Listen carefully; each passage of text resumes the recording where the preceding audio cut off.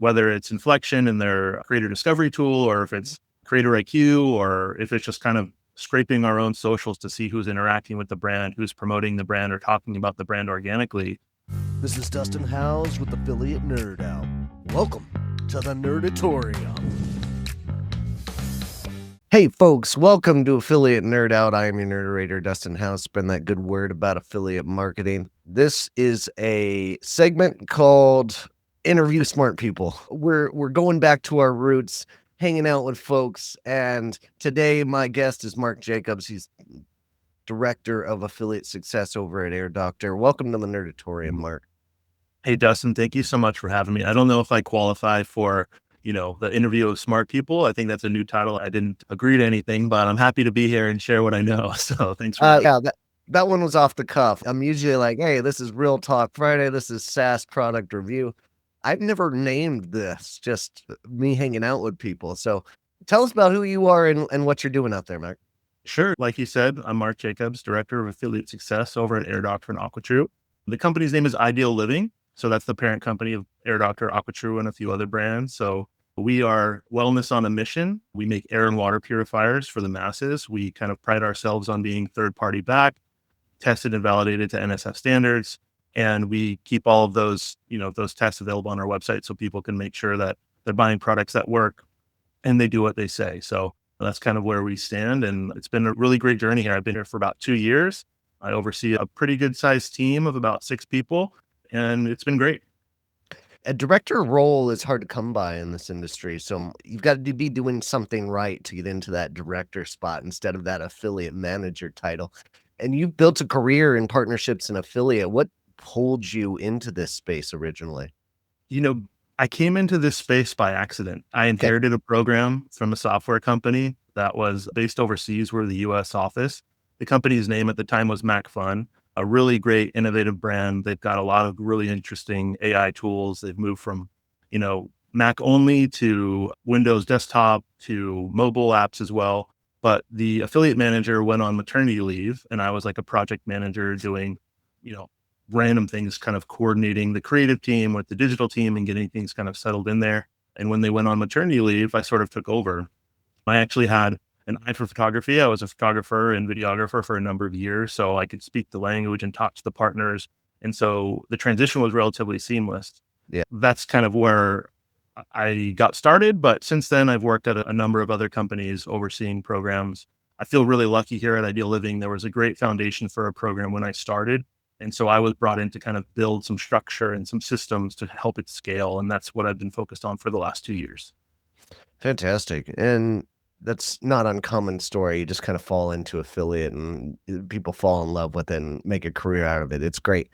And you're working in a category that's exploding right now, like clean air, clean water, biohacking. Everybody's kind of moving into this sense. What do you think consumers are doing and why are they becoming so focused on fundamentals of health right now? I mean, I think there's lots of conversations between individuals and online about like what's in their water, what's in their air, how it's affecting their health, their wellness, and their longevity. Like what you drink and what you breathe and what you eat are the things that you can control. It's like inputs into a system. And so when people see what happens with natural disasters or discover what's in their food or in their water supply or become more aware of that, they become more concerned. And, those are some of our best advocates, people in the health and wellness space, holistic health practitioners, people who have their own health and wellness practices. Like you mentioned, biohackers.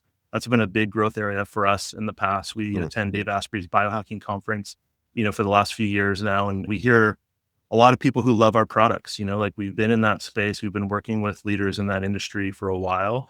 And because our products are third-party validated and backed by science, like they really appreciate doing that legwork and that extra expense from us. So yeah, it's an interesting category for sure. Yeah, awesome. And can you tell us a little bit about the role affiliate is playing in this growth for AirDoctor and AquaTru? Yeah, I mean, our affiliates really are focused on the social side. So we've got a lot of people telling the story of our product, sort of defining the problem. So I guess you would say top of funnel discovery, defining those sort of the interest in the idea of health and wellness or the dangers of the things that are around you and how you can kind of mitigate some of that. And so For us, affiliate on the social influencer side is one of our biggest top of funnel drivers for our overall marketing mix. And then it also does a great job in the discovery or, for the discovery, but then it also does a great job in the conversion stage. So when people are looking to buy, the trust and authority coming from our partners who are living and literally breathing with these products in their homes every day, they notice the difference. They see them in their posts, even if they're not talking about our posts. So when there is a sale or there's an offer or there's something that's compelling to kind of push people over the edge to purchase, our affiliates really participate in that go-to-market or sales motion too. Excellent. And no better way to sell than through influencers in my mind. Like that's how I make my purchases, is checking to make sure that some of the experts in the field are trusting this type of product out there. So, and health and wellness is built on trust. So how do you identify those creators and publishers that you're working with that truly align with your brand versus like just chasing commissions?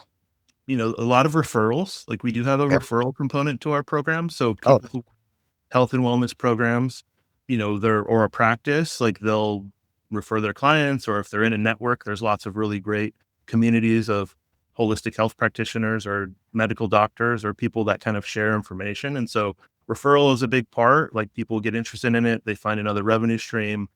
We have a great sampling program, people who are interested and kind of have those minimum requirements for engagement and reach, like we'll send them a product and get their feelings on it. Like if they like it, it's something that they believe in, then we can give them the other tools to help promote it, kind of help them frame the messaging. But a lot of it is people who love the products want to tell their friends or they want to tell their community. And so that's where we find, you know, our best partners are people who use our products. Like there's always going to be the compulsion to chase whales or to find people that just have an enormous reach that you're going to, on some point hit a level of profitability, but there's a lot of risk in that. Like the paid engagement space is risky, so all of our, or the vast majority with very few exceptions, if any, are CPA relationships. So people who like our products, they perform in their home, they want to tell their friends and their family or their audience, and they trust them. So I think, like you said, the trust is a big part of the customer journey. Like that's how you shop. That's how I shop. The first place I go, is a YouTube review, or kind of if I discover a product on social, I'll go to the company's website, or I'll try and find a long form review or a text review from, not necessarily a partner I trust, but a media outlet or editor or someone that I can kind of rely on a neutral review. And so, yeah. yeah, I think a lot of people shop that way. Yeah, and it's nice when, micro influencers buy your product and come say, "Hey, I wanna come promote it." Those are nice applications. A big program like yours probably gets a lot of application, a lot of garbage coming through. What are you doing in terms of recruitment that is maybe outside the box? Well, I think outside the box, we attend a lot of events. So, Okay. like I said, with the biohacking community, like we attend the events, people come up to our booth and they tell us they love our products. And we ask, hey, do you have a social following or community? Are you interested in promoting things? So, that's a big piece. We have tools, whether it's Inflection and their creator discovery tool, or if it's Creator IQ, or if it's just kind of scraping our own socials to see who's interacting with the brand, who's promoting the brand or talking about the brand organically. And then if they check a couple of the other boxes, like they have, you know, a link tree or something on their site to monetize, or they're promoting other products, those are all kind of areas that we look at to qualify someone to do some outreach. Like we have a dedicated team doing outreach and onboarding. Mm, So like I mentioned before, I'm relatively lucky. A lot of affiliate programs are one-man bands. It's like you said, the affiliate manager is the most popular role in affiliate, but it counts for a lot. It's like if I've ran programs by myself and it's hard. And so you have to find things to focus on, but we have dedicated people that are looking for emerging creators that are trying to find people that may be in the health and wellness space or adjacent or talking about clean air and water. And then they'll do some outreach. A lot of the times, like I said, they'll have our products or they'll be familiar with the category. And so we can say, hey, like, we'd love to send you a sample, see what you feel. And then depending on how that goes, we kind of try and get them into the program. yeah, and you mentioned, like, giving those gifts out is in Inflection is part of your strategy. You guys have been a client in Inflection for a while, and are you utilizing their tool set to help make that process easier? You know, we're not right now. It is something that's on our roadmap. I feel like Inflection has been a great option for us for the customization features and for the discovery, but for the gifting, I know that is an option in the platform that we just haven't taken advantage of. But yeah, it's something that we're looking to do in 26 for sure. Oh my gosh, it's so simple for our customers and our affiliate managers. People can make their request and get the gift, and it's all easily processed. And there's an API with Slack giving you mentions, and you have to go and approve the request. It's a super cool feature on Inflection. If you haven't tried it, you've got to do it. But the discovery portion of Inflection's tool has been growing, and you guys seem to be finding some good partners through that.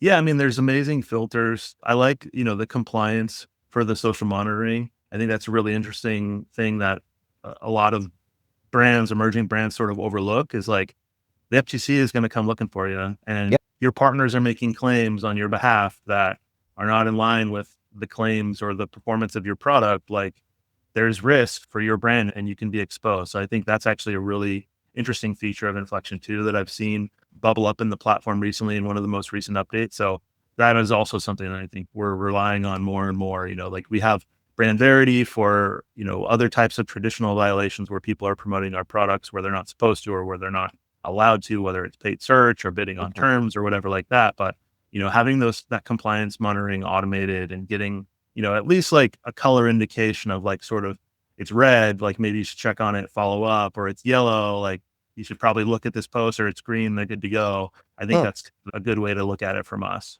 or from. Yeah. Well, I'm so glad you're taking advantage of that, the social listening aspect of following your partners and making sure that message is appropriate is super necessary, something that falls on the wayside for most teams. So I'm glad you're on top of that. Sounds like you got a really good structure within your team to be monitoring things like that. As we wrap up here, what do you want to tell folks like starting a career today? What skills do you think matter most in an affiliate manager?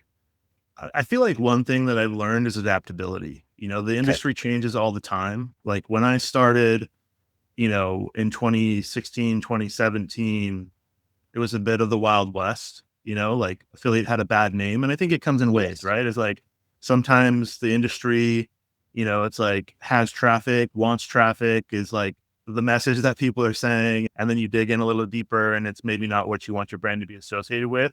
But, we've always focused on the relationship, like the exchange in value is one thing, but really partnering with your partners and meeting them where they're at. So, even the most sophisticated partners are going to need help somewhere. And so when you're looking at your career, just try and learn what you can. Like, I think this segment or learning from others is something that I've always really enjoyed in my career. Adam Reimer, who's been a longtime friend and partner, like we've literally like I learned so much from him when I first started. And I think he put me on the right path of like kind of ethical affiliate marketing because there's Yeah. lots of ways that you can make money quick and then, you get a reputation and then people will talk and, the industry is not that big. So I feel like if you are open to learn, you're doing it the right way, you're open to, learn from other people in the industry through podcasts like this, which I think is a great service to people to get them to get to know like the ins and outs of it. But I would just say being open,